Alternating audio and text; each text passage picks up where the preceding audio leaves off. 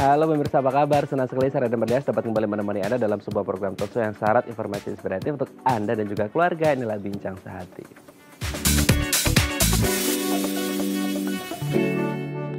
Yang jelas setiap dari kita manusia pasti memiliki yang namanya rasa takut seperti itu manusiawi, wajar, normal. Tapi kalau akhirnya rasa takutnya itu berlebihan dan terus menerus, Anda harus waspada kalau Anda mengalami yang namanya fobia. Nah, fobia ini tidak bisa dipandang sebelah mata gitu ya, atau disepelekan, karena terkadang fobia ini bisa berakhir pada sesuatu hal yang irasional. Oleh karena itu kita harus tahu apa itu fobia dan bagaimana cara mengatasinya. Nah, inilah topik yang akan kita bahas hari ini, yaitu mengatasi fobia dan gangguan kecemasan. Sebelum membahasnya, kita akan membahas terlebih dahulu nih fakta-fakta penting seputar kecemasan ya. Kita lihat yang pertama.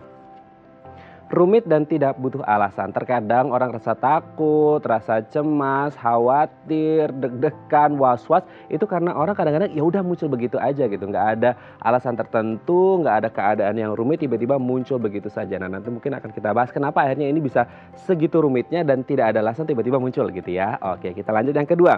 Kecemasan menyebabkan pusing. Nah, kalau orang cemas itu pernapasannya jadi mengeras gitu ya, sehingga menimbulkan namanya hiperventilasi. Nah, hiperventilasi ini sendiri akhirnya membuat tension di sekitar area kepala dan akhirnya bisa membuat kepala itu serasa pusing karena tekanan yang mungkin berlebihan, bernapasnya juga jadi mengeras, jadi akhirnya menyebabkan kepala sedikit pusing gitu ya. Kita lanjut yang ketiga, tidak memiliki tanda yang dapat dikenali. Nah, terkadang ketika orang rasa stres, ketakutan yang berlebih atau fobia, mereka tidak menunjukkan gejala atau ciri-ciri khusus, terjadi begitu saja. Jadi mungkin agak berat bagi kita untuk mengenali ini orang ngalamin fobia, kecemasan atau enggak gitu ya. Kita lanjut yang keempat, menghindari stres dan menekan. Nah, biasanya orang yang merasa cemas ini berusaha untuk menghindari stresnya gitu. Nah, tapi akhirnya apa? Cara menghindari stresnya justru akhirnya menekan pikiran dari orang tersebut, yang akhirnya bukannya nggak stres malah tambah stres seperti itu, atau malah nambah cemas gitu ya. Yang terakhir, tidak dapat hilang dengan sendirinya. Terkadang kita berpikir bahwasanya gini, ketika kita lagi stres ya udah kita tidur aja atau menyendiri aja. Nah, untuk kasus tertentu mungkin bisa gitu ya, tapi ketika ada satu stres tertentu yang kayaknya nggak bisa didiamkan begitu saja, malah jadi bahaya, bisa jadi self harm juga mungkin gitu ya. Nah, akhirnya kita harus ketemu dengan seseorang, entah teman kita, keluarga kita, atau psikolog gitu ya, untuk mengatasi apa-apa yang menjadi kecemasan kita. Oke, itu dia tadi 5 fun fact mengenai kecemasan, dan kami akan membahasnya sesaat lagi. Tetap bersama kami di Bincang Sehati.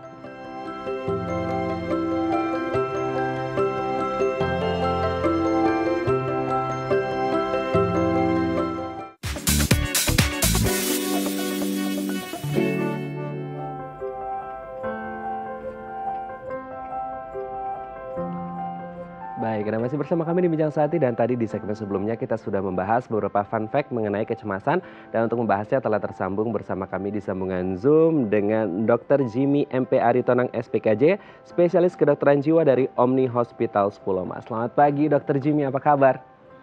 Selamat pagi Mas Raden, baik-baik saja. Baik-baik saja dan selalu sehat, selalu beraura positif ya Dr. Jimmy ya. Kita ketemu lagi di Bincang Sehati. Dok, hari ini kita akan membahas beberapa fakta mengenai kecemasan gitu ya. Kalau kita ngomong cemas kan mungkin ada yang tatarannya ringan, ada yang sedang, ada yang berat, ada yang nggak, tiba-tiba nggak ada alasan, tiba-tiba cemas aja gitu. Nah, mungkin dari sisi psikologisnya seperti itu. Nah, kalau kita bahas beberapa fakta seputar kecemasan, kita lihat yang pertama nih Dok. Apakah benar rasa cemas itu rumit dan kadang tidak butuh alasan, tiba-tiba muncul begitu aja? Betul atau tidak ini dokter? Betul. Pada beberapa pasien memang dalam pengalaman klinis di praktek itu memang kecemasan itu pasien kadang-kadang tidak mengetahui kok tiba-tiba muncul ya, kok tiba-tiba kecemasannya itu kok bisa muncul tiba-tiba seperti itu. Nah, memang di dalam praktek sehari-hari kecemasan itu yang berlebihan itu merupakan suatu gangguan yang paling sering kita temukan. Tetapi biasanya pasien-pasien dengan gangguan kecemasan berlebihan ini biasanya akan mengeluhkan keluhan fisiknya, dan dia akan mencari bantuan itu biasanya ke dokter-dokter yang memang sesuai dengan keluhan fisiknya. Nanti kalau sudah misalnya dia tidak keluhan fisiknya itu tidak pernah berhenti ataupun kok nggak pernah lepas dari gangguan fisiknya, itu baru dia minta bantuan psikiater ataupun psikolog gitu Mas Raden. Oke, berarti ini kan kalau tadi ngomongnya adalah ketika orang cemas kadang-kadang ini rumit dan tidak ada alasan atau tidak butuh alasan. Tapi tadi dokter menyebut bahwasanya mereka ada keluhan di fisik, berarti ini ngefek ya dok ya? Maksudnya kayak dari pikiran mereka, kecemasan mereka akhirnya kerasa juga di badan gitu, secara fisik itu Betul. kerasa gitu? Iya, memang banyak masyarakat awam tidak tahu bahwa kadang-kadang gejala fisik yang dia alami itu merupakan tanda-tanda ataupun merupakan keluhan-keluhan yang berasal dari masalah yang ada di fungsi otaknya ataupun fungsi mentalnya tadi.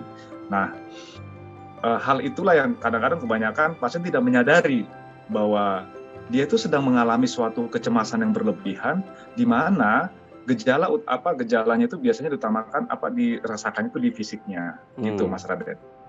Oke. Berarti memang mereka merasa bahwasanya ada sesuatu something wrong dengan fisiknya mereka, tapi mereka nggak sadar ternyata yang awal mulanya pencetusnya itu dari sisi psikisnya gitu ya. Jadi memang harus benar-benar paham dengan kondisi diri kita sendiri. Oke, kita lanjut yang kedua dok. Apakah benar kecemasan menyebabkan pusing tapi tidak membuat pingsan gitu? Jadi kadang-kadang orang kalau ngerasa cemas tuh kayak aduh pusing banget gitu ya, kayak ada tension di sekitar kepala, berasa kayak mau pingsan gitu. Tapi akhirnya nggak pingsan sih, cuman pusing banget gitu. Gimana nih dok? Itu betul sekali. Jadi kecemasan yang berlebihan itu memang identik dengan keluhan-keluhan fisik yang banyak. Keluhan fisik ini banyak sekali, bisa sistem pencernaan, sistem otot, sistem dan lain-lain. Semua sistem dalam tubuh kita itu bisa kena dengan gangguan kecemasan ini.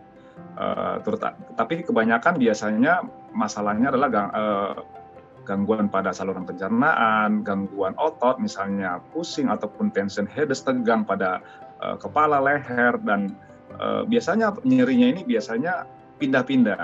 Nah, di saat dia tenang, kecemasan itu hilang, tidak muncul, itu keluhan fisiknya itu bisa hilang juga. Nah, tergantung masing-masing individu memang. Masing-masing individu beda-beda.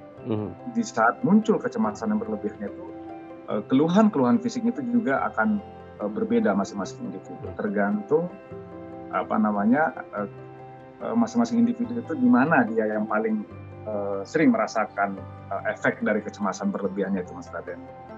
Oke, berarti ini akan kembali lagi ke individu masing-masing untuk bisa menyesuaikan atau adaptasi dengan hal-hal yang bisa membuat mereka cemas ya. Kalau akhirnya over, mungkin bisa menjadi tension dan akhirnya bisa menjadi pusing atau sakit kepala gitu ya dok ya. Oke, kita lanjut yang ketiga dok. Apakah benar gangguan kecemasan ini kadang-kadang tidak memiliki tanda yang dapat dikenali? Maksudnya kalau secara fisik mungkin dia pingsan itu kan bisa dikenali gitu ya. Atau secara psikologis mereka menjauh dari orang, takut ketemu orang, takut ngobrol sama orang. Nah sebenarnya ketika orang merasa cemas kadang-kadang ada nggak sih dok, maksudnya ini nggak muncul gejala-gejala atau ciri-ciri khusus, jadi kita nggak tahu kalau ini orang atau kita merasa kecemasan yang berlebih gitu dok. Kalau kecemasan itu Mas Raden, itu pasti ada keluhan-keluhan fisiknya, pasti selalu disertai dengan keluhan fisik. Karena apa? Karena memang kecemasan berlebihan yang ada di pusat kecemasan kita tadi, di otak tadi, itu akan merangsang zat yang memang membuat fisik kita itu memberikan suatu tanda-tanda ataupun gejala-gejala. Nah, tanda-tanda gejala inilah yang paling sering masyarakat awam itu biasanya pergi mencari bantuan ke dokter-dokter sesuai dengan keluhan-keluhan fisiknya. Apakah itu misalnya lambung, nanti dia akan ke dokter penyakit dalam, misalnya keluhan gangguan mata, misalnya jantung, biasanya ke dokter jantung. Apakah berdebar-debar, nyasa nggak enak di dada, sesak nafas. Nah, kadang-kadang bisa ke dokter paru, ke dokter jantung, ke dokter internis. Jadi biasanya orang-orang cemas itu identik dengan belanja shopping dokter. Jadi apa yang dia keluhkan, dia akan pergi ke dokter tersebut. Karena rasa khawatir yang berlebihan tadi itu membuat dia was-was dengan keluhan-keluhan fisiknya, tanpa disadari bahwa hal itu merupakan gejala-gejala dari di mana terutamanya itu gangguannya itu adanya di fungsi otaknya ataupun karena kecemasan yang berlebihan tadi di fungsi otaknya tadi, Mas Raden.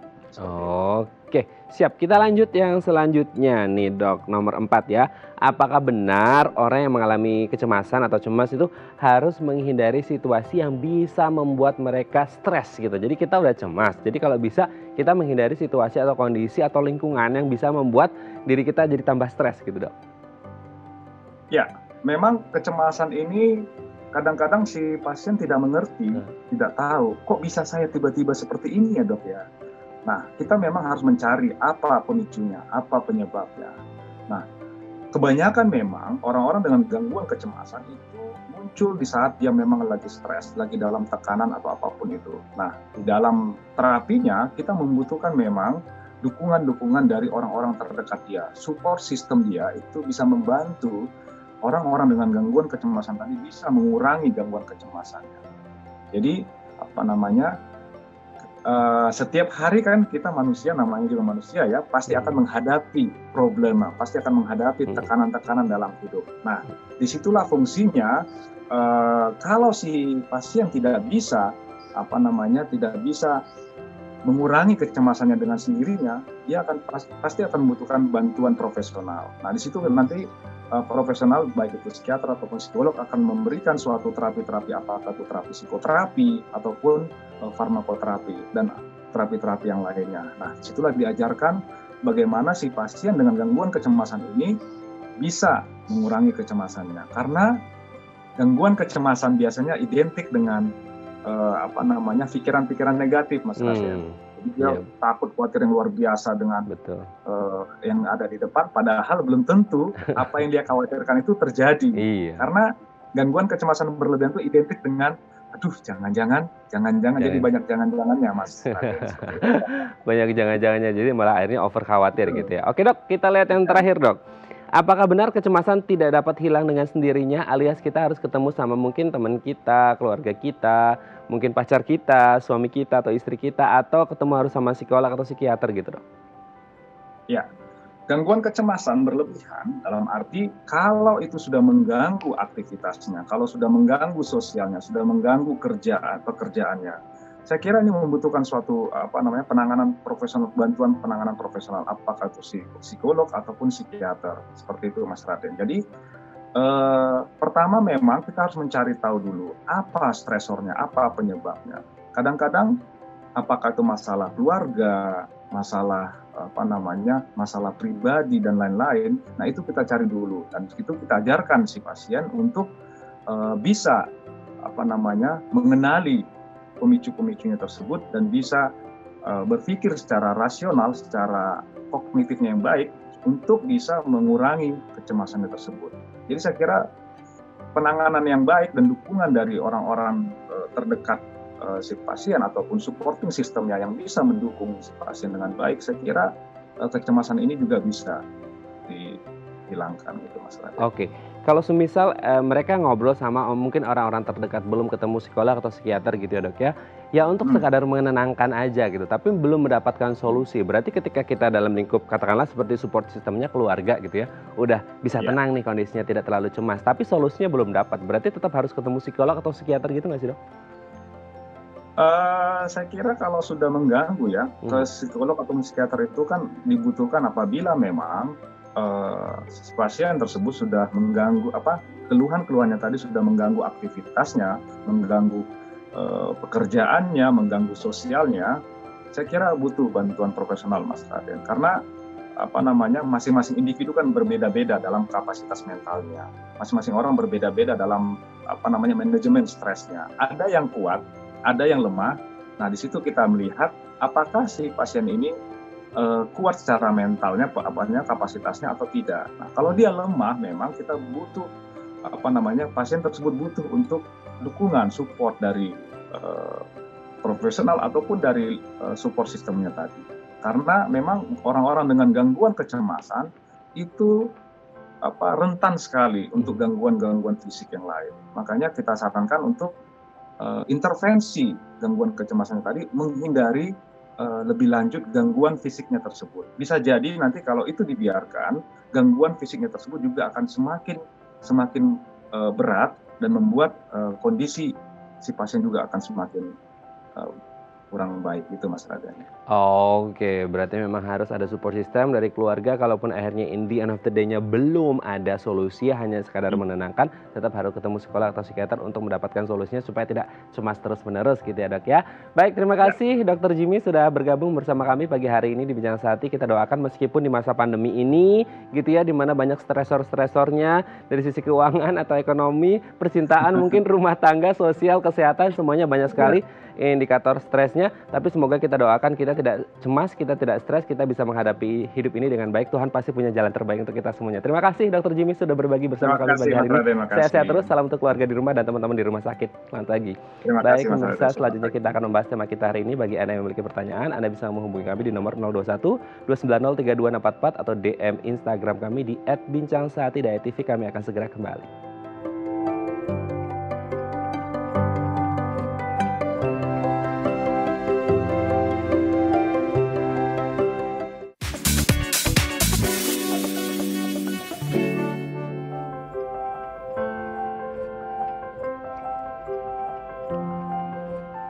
Baik, Anda masih bersama kami di Bincang Sehati dan kita masih membahas tema kita hari ini mengatasi fobia dan gangguan kecemasan.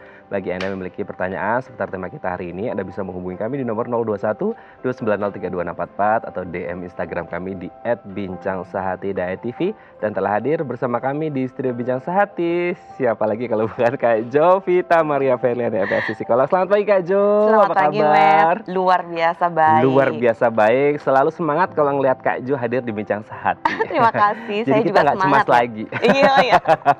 Oke, Kak Jo, hari ini kita akan membahas tentang mengatasi rasa cemas dan fobia gitu ya. Kalau kita ngomongin fobia, cemas itu memang hidupnya nggak tenang, nggak nyaman gitu ya. Apapun faktornya pasti nggak akan tenang gitu. Apalagi masa pandemi ini Kak Jo, banyak banget stresornya ya. Entah karena tadi mungkin masalah finansial gitu ya. Ya kita doakan semoga yang kena PHK cepat dapat kerjaan supaya tidak cemas lagi hidupnya gitu ya. Amin. Kemudian kalau yang rumah tangga ya jangan divorce dulu lah, kita cari solusi bareng-bareng karena sekarang tingkat perceraian juga lumayan tinggi ya Kak Jo ya. Betul gitu. banget, Maher. Oke, tapi kalau ngomongin tentang fobia itu sendiri dan cemas, sebenarnya yang dimaksud dengan fobia dan cemas itu seperti apa? Beda atau enggak gitu? Iya, oke. Aku bahas dari cemasnya dulu ya. Oke. Nah, gangguan kecemasan atau kecemasan itu adalah sesuatu bentuk perasaan kegelisahan yang melanda. Nah, kemudian ini juga terjadi dalam kurun waktu yang konsisten dan secara panjang, dan itu akhirnya bisa mengganggu kehidupan sehari-hari penderitanya atau orang yang mengalaminya. Jadi ini dasarnya adalah perasaan gelisah gitu ya. Dan juga kecemasan itu memang akan ada di area apapun, dan terkadang orang ada yang bisa menyebutkan kenapa dia cemas, tapi ada juga yang dia tidak bisa menyebutkan alasan dia cemas apa. Dan yang lebih banyak yang kedua ini, nggak tahu ya, aku pokoknya tiba-tiba cemas aja gitu. Walaupun misalnya dia bisa menyebutkan karena iya mungkin karena pandemi lagi banyak virus, tapi secara spesifik terus apanya yang membuat kamu cemas itu dia tidak bisa menyebutkan. Itu gangguan kecemasan. Nah, gangguan kecemasan itu ada banyak jenisnya atau tipenya. Yang pertama itu adalah panic attack, serangan panik. Iya, serangan panik itu ya. Betul. Yang kedua adalah post traumatic stress disorder. Jadi ada suatu peristiwa trauma, kemudian setelah peristiwa trauma tersebut akan menyebabkan kecemasan pada seseorang karena memang dia pernah mengalami trauma di kehidupan sebelumnya atau di masa sebelumnya. Itu. Kemudian yang ketiga adalah obsesi compulsive disorder. OCD ya, OCD, suatu perilaku yang memang berulang-ulang yang disebabkan oleh karena suatu pemikiran yang memang irasional dan sebagainya, yang karena memang merasa bahwa dirinya tidak aman, tidak nyaman, akhirnya dia melakukan insecure, benar. Akhirnya mengulang hal-hal yang sama terus-menerus. Misalnya contohnya dia mengecek pintu berulang-ulang, cuci tangan berulang-ulang gitu kan ya. Nah, itu jadi obsessive compulsive disorder. Nah, kemudian berikutnya ada yang namanya generalized anxiety disorder. Jadi kecemasan umum gitu. Nah, berikutnya adalah yang terakhir adalah fobia. Nah, jadi fobia ini adalah salah satu jenis dari gangguan kecemasan. Jadi dia ada di bawah payungnya gangguan kecemasan. Nah, apa itu fobia? Fobia itu adalah rasa ketakutan yang irasional. Irasional artinya sumbernya ini atau barang yang dia takuti itu biasanya tidak ditakuti oleh orang lain pada umumnya. Jadi sebetulnya objeknya tidak mengancam, nggak apa-apa, tapi dia takut secara berlebihan. Nah, jadi ketakutan yang dialami atau dirasakan oleh seseorang yang berkaitan dengan objek tertentu atau situasi tertentu. Itu adalah definisi dari fobia. Oke, Kak Jo, ini kan kita juga mungkin sering lihat, mungkin teman-teman kita atau public figure kita lihat ya, ada tuh kalau ada artis tuh ya Kak Jo ya, itu takut sama rambutan yang apa sih yang ini Ada kecil-kecil apa sih rambut-rambutnya itu kan, rambut-rambutnya gitu kan, atau sama yang lain deh gitu. Itu tuh bener-bener mereka merasa ketakutan banget atau sebenarnya mungkin kayak tadi Kak Jo menyebut ada hubungannya dengan post traumatic stress disorder tadi, maksudnya ada trauma juga atau gimana gitu, Iya. Kak Jo? Betul. Nah, fobia itu bisa terjadi karena dua hal besar gitu. Yang pertama adalah tadi adanya traumatic event. Jadi ada peristiwa traumatik. Misalnya contohnya tadi misalnya Kak Met kasih contoh adalah takut sama rambutan. Nah, kalau karena trauma terjadinya itu biasa misalnya contohnya dia pernah misalnya dilemparin rambutan terus kemudian ditakut-takutin tentang rambutan gitu. Dan itu biasa terjadi di usia yang kecil gitu. Kenapa di usia kecil? Karena pada saat dia masih di tahap usia yang lebih dini gitu ya, misalnya di usia anak-anak, itu kan mereka tidak bisa berpikir secara analogi dan logikanya masih belum jalan sepenuhnya. Jadi begitu ditakutin dia akan menerima itu sebagai bentuk ketakutan yang memang mentah-mentah dia terima. Tapi kalau itu sudah terjadi di masa besar dan kemudian kita sudah punya banyak bank data tentang hal itu bahwa ini kan cuma rambutan doang dan itu biasa nggak terjadi gitu. Jadi kalau ketakutan semacam itu biasa sudah jadi mulai dari anak-anak seperti itu. Nah, jadi kalau kita lihat bisa terjadi kan tadi karena dua. Yang pertama ada traumatic event. Contohnya misalnya tadi takut sama ketinggian, takut naik pesawat. Nah, mungkin dia pernah trauma pada saat naik pesawat, pesawatnya berguncang hebat gitu ya, sampai turbulensinya hebat, terus akhirnya dia trauma. Jadi ada traumatic event. Yang kedua adalah karena pembelajaran atau karena situasi atau karena lingkungan. Nah, misalnya apa ini seperti ini? Tadi yang saya jelaskan karena masa anak-anak misalnya. Ih, kalau gelap ada setan gitu kan ya. Itu anak-anak begitu. Nah, jadi akhirnya dia tiap kali dia lampunya mati, dia akan langsung fobia atau ketakutan. Nah gitu, karena memang sudah dipelajari, sebetulnya dia mempelajari hal yang salah dari lingkungan. Karena lingkungan yang menularkan. Iya, betul. Misalnya seperti itu.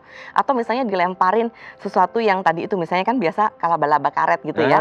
Dilemparin plok gitu, tapi kemudian dikaget, dia gigit gitu-gitu kan. Nah, kemudian itu dia kaget dan takut. Nah, sehingga akhirnya for the next step dia akhirnya benar-benar fobia sama yang namanya laba-laba seperti itu, arachnofobia. Oke, berarti traumatic event sama yang kedua adalah karena ya faktor lingkungan atau faktor hal-hal yang terjadi situasi kondisi gitu. Betul. Berarti benar-benar hati-hati ya kalau semasa kecil itu kadang-kadang ketika ada anak takut misal sama kucing gitu, jadi kucing takut tuh, akhirnya sampai gede trauma juga takut sama kucing gitu. Jadi benar-benar apa ya, mindsetnya itu dipupuk dari sedini mungkin gitu. Betul, ya. Oke Kak Jo, sebelum lanjut ini ada DM Instagram, kita baca terlebih dahulu. Dari @prameswari, saya sering pusing, lemas, gelisah dan mau pingsan kalau berada di tempat keramaian dan pengap seperti pasar. Apakah ini dapat dikatakan fobia keramaian dan bagaimana cara mengatasinya? Wow, ini gimana nih Kak Jo? Kalau di tempat ramai terus sering pusing, kalau berasa mau pingsan gimana nih? Ya, nah ini betul. Jadi termasuk fobia. Fobia. Gitu. Kenapa? Karena dia menyebutkan bahwa saya sering pusing, lemas, gelisah, mau pingsan. Nah ini yang membedakan yang namanya fobia sama ketakutan biasa. Jadi kalau fobia tadi kan dia di bawah payung kecemasan, ya kan? Nah sehingga memang gejala fisik itu nyata sekali bagi dia.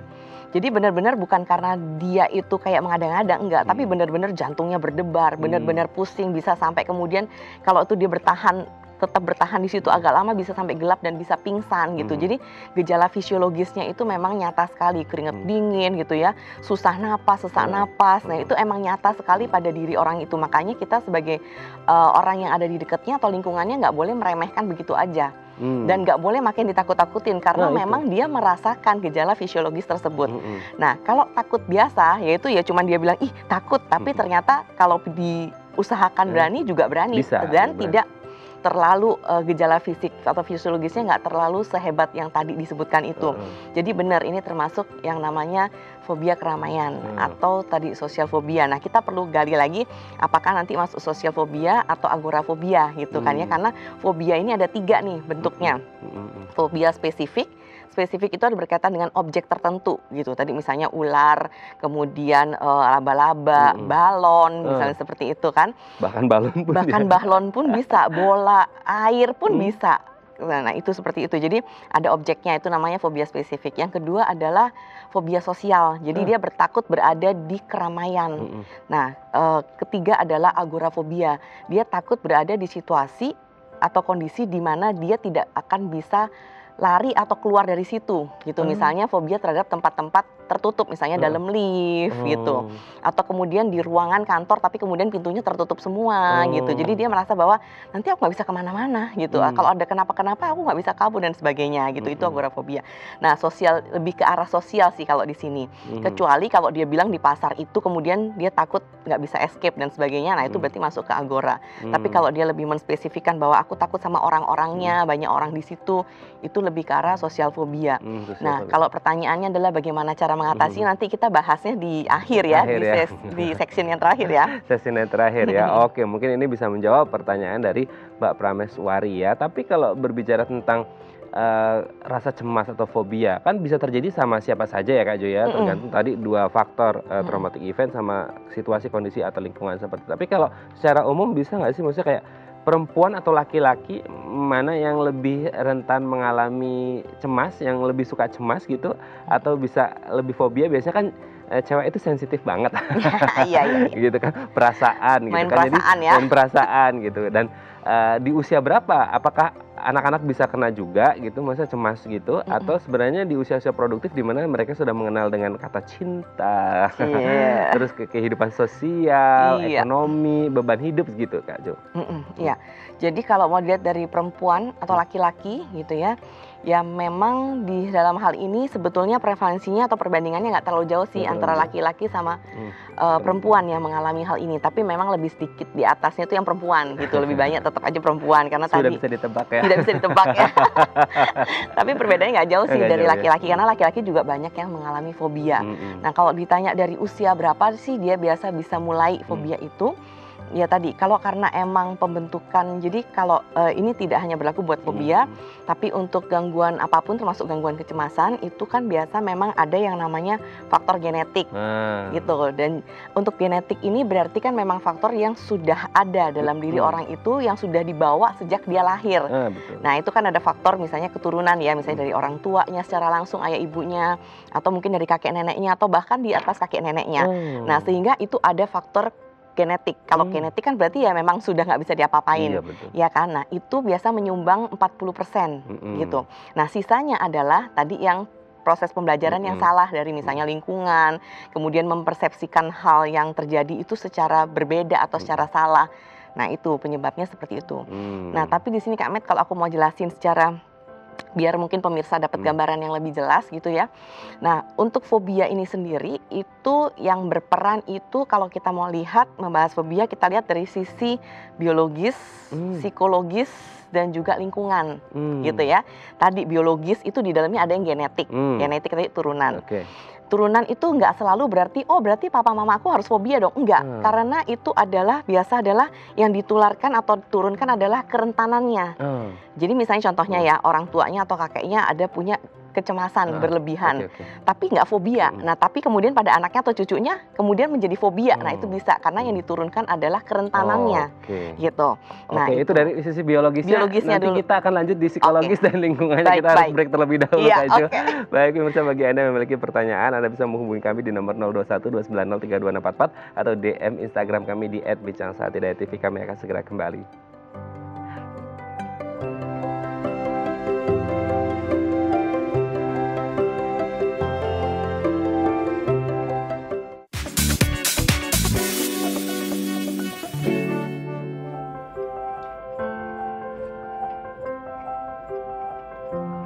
Baik, Anda masih bersama kami di Bincang Sehati dan kita masih membahas tema kita hari ini mengatasi fobia dan gangguan kecemasan. Bagi Anda yang memiliki pertanyaan seputar tema kita hari ini, Anda bisa menghubungi kami di nomor 0212903244 atau DM Instagram kami di @bincangsehatidayatv.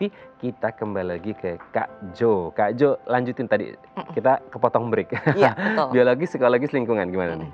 Ya, jadi biologis itu menjelaskan fungsi otak yang semua saya jelaskan tadi. Ada dua ya, satu genetik, satu fungsi otak. Nah, maksudnya fungsi otak begini, di dalam otak manusia itu kan ada beberapa bagian-bagian, banyak sekali bagiannya. Yang kita mau bahas di sini pertama adalah amigdala, pusat pengaturan emosi. Jadi terus kemudian yang kedua adalah prefrontal cortex, bagaimana seseorang itu memutuskan mengambil menganalisa semuanya dan membuat suatu problem solving, misalnya seperti itu ada di prefrontal cortex. Nah, yang terjadi pada orang-orang fobia itu seperti ini.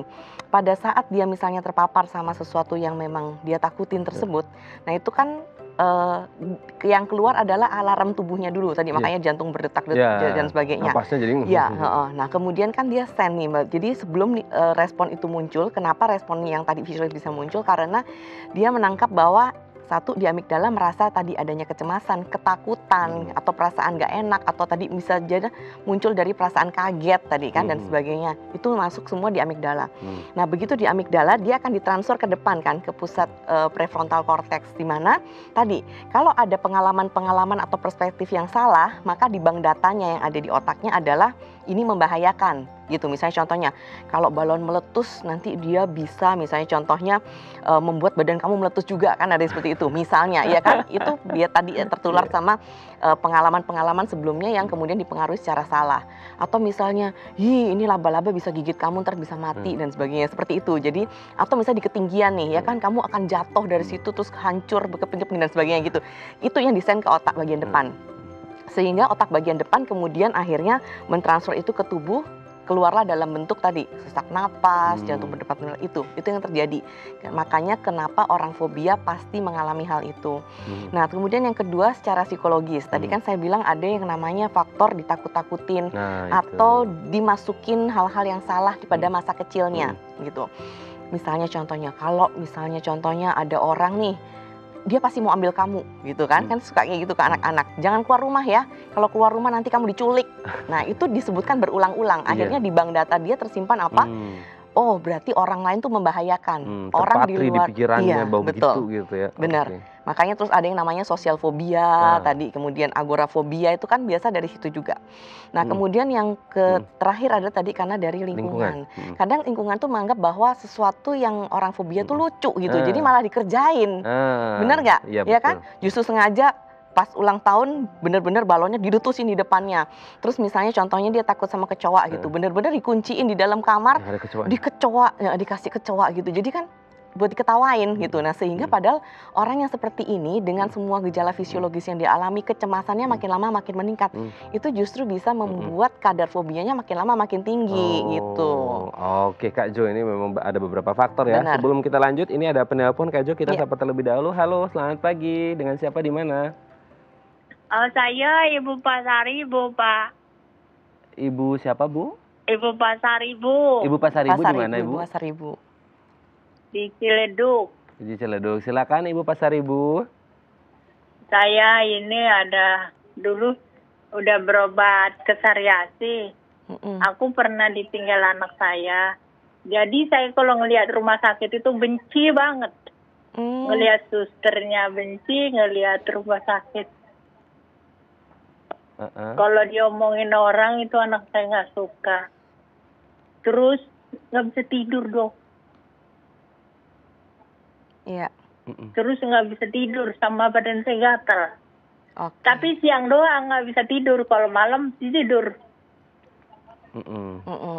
Oke, berarti intinya Bu Pasaribu merasa karena mungkin pernah kehilangan anak ketika di rumah sakit mungkin ya. Jadi ketika melihat suster. Terus gini Pak. Ya silakan Bu.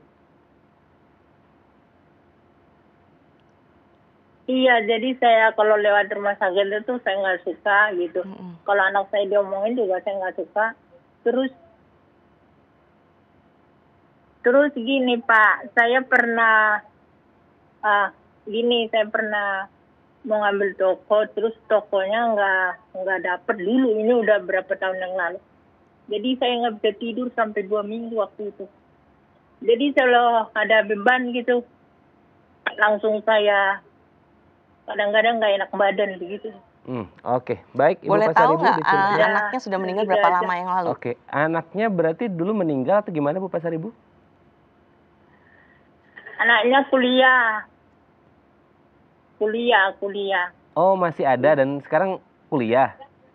Udah meninggal. Oh udah meninggal. Oh itu berapa lama yang lalu Bu kejadiannya? Di situ Bu saya stres. Kalau diomongin orang sampai sekarang udah 2011. 2011 sudah 9 tahun ya. Sudah 9 tahun. Baik, terima kasih. Baik, terima kasih. Sudah jelas Kak Jo? Ya. Ya, baik, terima kasih Ibu Pasaribu di Ciledug. Terima kasih. Ya, kita akan coba jawab. Silakan Kak Jo, ini permasalahan yang dihadapi oleh Ibu Pasaribu gimana nih? Ya, jadi ini saya turut duka juga ya, walaupun memang sudah 9 tahun yang lalu, tapi tetap perasaan itu masih tetap mendalam pada Ibu Pasaribu. Jadi ini tetap mengalami yang namanya periode kedukaannya masih ada sampai sekarang. Dan tadi kalau ini Ibu Pasaribu tanyakan mengenai dia setiap kali lewat rumah sakit itu merasa benci, nggak suka, ini berarti bukan fobia. Karena yang timbul bukan perasaan ketakutan kan gitu ya. Kalau ketakutan berarti misalnya contohnya dia akan menghindar karena dia takut sama rumah sakit, tapi ini kan lebih ke arah benci. Nah, sehingga lebih ke arah forgiveness atau pemaafan. Karena mungkin yang ada di benak Ibu Pasaribu ini adalah anak aku meninggal gara-gara dokter nih, nggak becus gitu, nggak bisa nolong. Gara-gara rumah sakit ini gitu kan ya. Jadi dia waktu ada satu adalah menyalahkan keadaan sehingga keadaan ini menjadi penyebab dari berpulangnya Harusnya anaknya ke masih bisa pangkuan. hidup gitu. Betul sekali, gitu. Nah, sehingga memang kalau ini sudah berlangsung 9 tahun berarti kan udah sangat lama dan perasaan emosinya masih sangat kuat saat ini. Saya sarankan memang harus membutuhkan bantuan tenaga profesional gitu, karena akan mengikuti sesi yang namanya psikoterapi khususnya untuk pemaafan gitu, dan juga ada kombinasi dari kognitif behavioral terapinya juga, di mana di situ akan diberikan pemaknaan bahwa memang dokter sudah berupaya kan yang semaksimal mungkin, karena kan memang dokter sudah misalnya contohnya kode etik dokter, sumpah dokter memang untuk menyelamatkan nyawa. Jadi pada saat memang ini tidak tertolong itu memang sudah di luar kuasa dokter gitu. Jadi at the end adalah sebenarnya bukan salah dokternya atau rumah sakitnya gitu. Nah, tapi kan untuk mencapai proses ini nggak bisa cuma dengan kata-kata aja, karena ini sudah masuk ke amigdalanya dia kan gitu, sehingga itu yang mempengaruhi prefrontal cortexnya tadi, mengapa dia berperilaku seperti ini, bertindak seperti ini, bencinya seperti ini gitu. Nah, sehingga memerlukan proses psikoterapi yang lumayan panjang prosesnya, sehingga ujungnya adalah satu bisa mengubah mindsetnya, kedua adalah ada misalnya ada sesuatu yang memang masih dianggap belum bisa dimaafkan, ada namanya terapi untuk forgiveness atau pemaafannya seperti itu, karena memang sudah 9 tahun ya.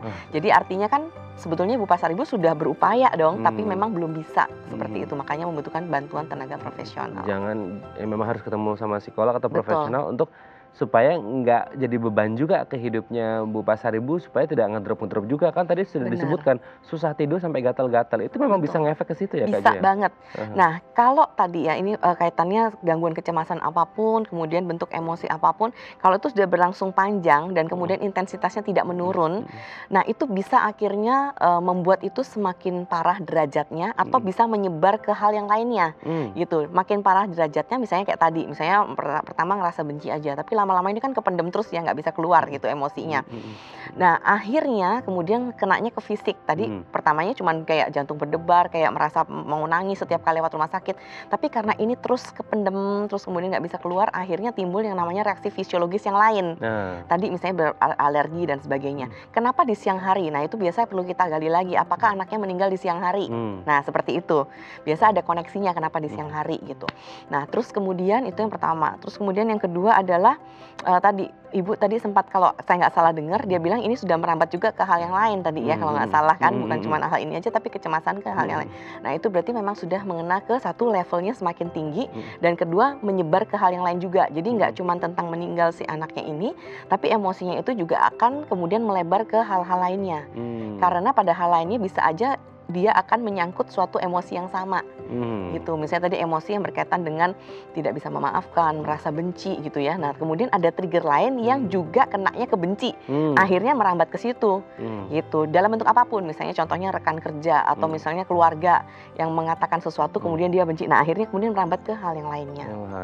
Makanya saya bilang harus membutuhkan bantuan profesional secara segera untuk di stop dan dicarikan solusinya, karena juga takutnya jadi gangguan psikosomatis ya. Jadi dari pikiran itu jadi ke fisik. Itu doanya enggak sih, supaya tetap sehat gitu ya. Semoga ini bisa menjawab pertanyaan dari Ibu Pasaribu yang ada di Ciledug. Tetap sehat-sehat terus Ibu Pasaribu, dan salam untuk keluarga yang pastinya Ananda sudah tenang di surga ya, sudah bersama Tuhan seperti itu. Baik pemirsa, selanjutnya kita akan membahas tips yang bisa kita lakukan untuk supaya tidak terlalu cemas gitu ya Kak ya, di segmen terakhir. Tetap bersama kami di Bincang Sehati.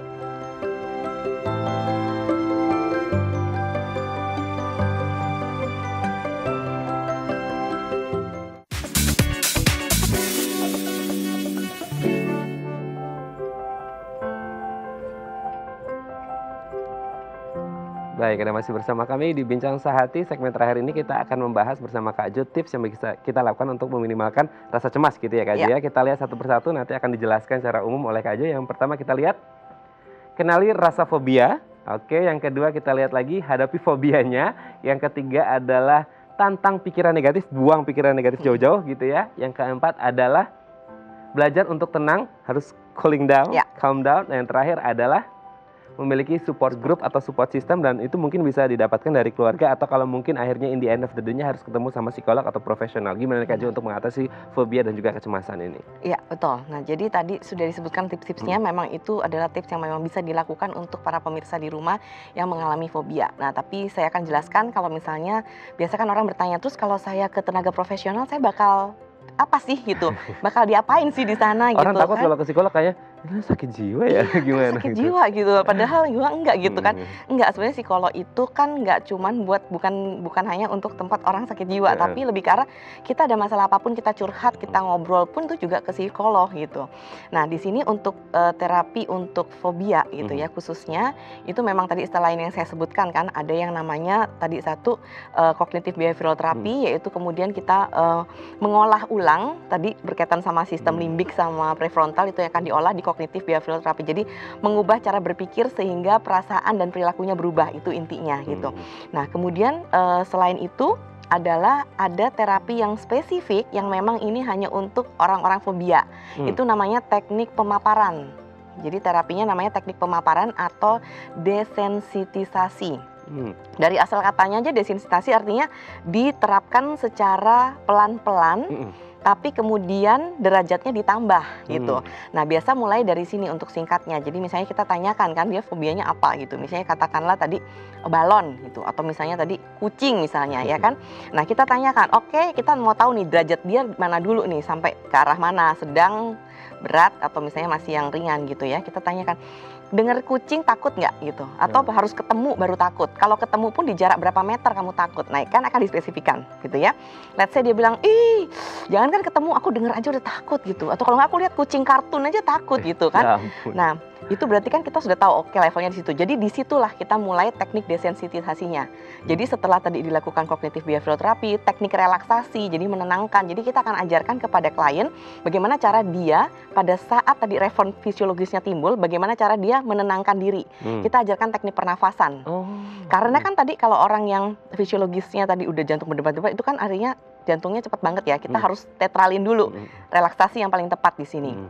Nah, setelah dia belajar bagaimana menenangkan, kita hadapkan sama situasinya. Gitu, misalnya contohnya, oke, berarti sekarang saya ngomong kata kucing gitu kan. Nah, mungkin jangan ngomong gitu kan ya.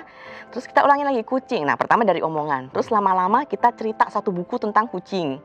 Terus kemudian akhirnya dia sudah oke nih, dia bisa menenangkan diri dengan itu. Kita mulai dengan gambar, video dulu, jangan kucing nyata gitu kan. Video, terus kemudian juga gambar-gambar yang 3D dan sebagainya. Nanti baru kemudian lanjut lagi ke kucing yang sesungguhnya, tapi dari jarak 10 meter, dimajuin 9 meter, 8 meter sampai deket gitu. Nah, baru kemudian nanti dia tetap, walaupun dia merasa panik atau cemas, itu pasti ada. Tapi yang sudah dipelajari adalah teknik menenangkan diri kan. Betul. Nah, jadi dia akan melakukan itu untuk step by stepnya gitu. Sampai ke arah kemudian akhirnya dia bisa ngelus-ngelus kucingnya gitu. Baru kita hentikan. Jadi perlu diperhatikan untuk para pemirsa, kalau untuk sekali udah memang mau terapi psikologis harus sampai selesai, Matt. Nggak boleh tengah-tengah, nggak boleh kentang ya. Iya, misalnya nih, kita udah tahu nih, pokoknya tujuannya sampai mana nih, mau sampai ngelus kucingnya. Berarti at the end harus sampai ngelus kucing. Nggak bisa misalnya baru lihat 10 meter terus lain kali udah nggak datang lagi ke psikolognya. Itu nanti efeknya justru lebih parah dari sebelumnya. Oh, malah lebih Iya, parah. karena otak dia merekam apa? Merekam bahwa tuh kan nggak bisa, tuh kan nggak selesai gitu. Gitu. Tuh kan nggak berhasil. Tuh kan nggak berhasil, gitu. Nah, seperti itu. Jadi emang harus satu niat dulu, memang dia mau sesuatu itu diperbaiki dan dirubah, baru kemudian dia ikut sesinya, dan harus sampai akhir. Kita akan ada tanda tangan kontrak di dalam sesi psikoterapi, harus ikut ini sampai akhir, gitu. Oh, Kalau nggak sampai akhir ya berarti tanggung sendiri dan sebagainya gitu. Seperti itu. Tapi yang paling penting adalah kita ajarkan teknik menenangkan diri dan kita kan pandu di sebelahnya. Jadi nggak usah takut bahwa nanti kenapa-kenapa gitu, enggak. Dan target ini nggak harus sampai dia bisa ngelus kucing. Misalnya tadi contohnya kucing. Dia bisa aja misalnya, oke aku cuma mau sampai 2 meter di depan aku, berarti goals terapinya udah terpenuhi. Nggak masalah gitu. Jadi yang menerapkan goals terapi adalah si klien itu sendiri. Gitu. Tapi intinya bisa sembuh nggak sih? Bisa banget. Bisa banget ya. Jadi tidak berpikiran bahwasanya once orang punya fobia, malah selamanya akan fobia, enggak ya? Saya tambahin dikit ya. Nah, enggak bener. Jadi enggak selamanya itu akan terus menerus. Dan kalau memang derajatnya sudah mulai parah, kita akan kombinasi dengan farmakoterapi. Jadi akan ada, tapi yang memberikan tentunya psikiater, bukan psikolog. Tapi tujuannya apa? Minum obat. Jadi jangan salah, misalnya minum obat nanti ketergantungan, itu enggak. Jadi pada saat minum obat, ingat tadi kan ada sistem limbik yang berpengaruh, ya ada serotonin di situ, Ya, di mana kadarnya itu sudah low. Jadi perlu minum obat supaya ini ninggiin serotonin, sehingga pada saat proses terapi psikologisnya berlangsung, itu keadaan di fisiologis otaknya itu sudah netral, sudah optimal. Jadi dia bisa juga lebih tenang pada saat mengikuti terapi. Jadi obat plus relaksasi, kemudian dipaparkan sama desensitisasi, baru nanti hasilnya akan bagus, Matt. Kalau faktor risikonya muncul lagi, bisa timbul lagi nggak, Kak Jo? Pada bisa fobia atau cemas itu. Ketika faktor risikonya datang lagi, bisa cemas lagi, bisa fobia lagi nggak? Nah, iya pertanyaan bagus nih. Kalau dia udah berhasil nih sama kucing, misalnya contohnya kita kasih contoh satu aja lah. Tiba-tiba once dia digrok sama kucing gitu. Once, nah pada saat itu kan dia bisa nih, bisa menenangkan diri, udah berhasil. Once misalnya dalam kehidupan dia udah berjalan bertahun-tahun kemudian tiba-tiba dikagetin lagi sama kucing gitu. Itu bisa lagi. Oh, bisa lagi. Tapi karena dia sudah pernah punya modal, dia tahu cara menenangkan diri dan dia tahu bahwa ternyata kucing nggak berbahaya, ini cuma mengagetkan. Nah, berarti dia akan bisa pada saat kedua, dia bisa melaluinya dengan lebih baik. Entah itu dia sendiri atau dia akan kembali lagi ke psikolog, tapi sesinya akan lebih sedikit. Oke ya. Jadi memang bisa saja, tapi faktor rekurensinya atau kambuhnya lagi atau munculnya lagi bisa lebih kecil karena mungkin sudah tertanam di otak juga gitu ya. Bahwasanya ini cuma mengagetin. Cuman kaget, bukan membahayakan si kucingnya. Gitu. Oke, terima kasih Kak Jo. Hari ini sudah berbagi bersama kami di Bincang Sati. Semoga nggak bosan-bosan berbagi informasi yang positif untuk para pemirsa Bincang Sati Daerah TV. Terima kasih Kak Jo. Sehat terus. Salam untuk keluarga di rumah. Kita doakan semoga pandemi ini segera usai gitu ya Kak Jo, supaya kita nggak ada rasa cemas-cemas lagi. Iya, amin. Terima kasih Kak Jo, selamat pagi. Iya, pagi. Baik pemirsa, bagi Anda yang memiliki kritik dan saran, Anda bisa menghubungi kami di nomor 0889 8100 5000 atau Anda bisa follow media sosial kami di @bincangsaati.tv. Saya Raden Madlias pamit, sampai jumpa dan selamat beraktivitas. Terima kasih.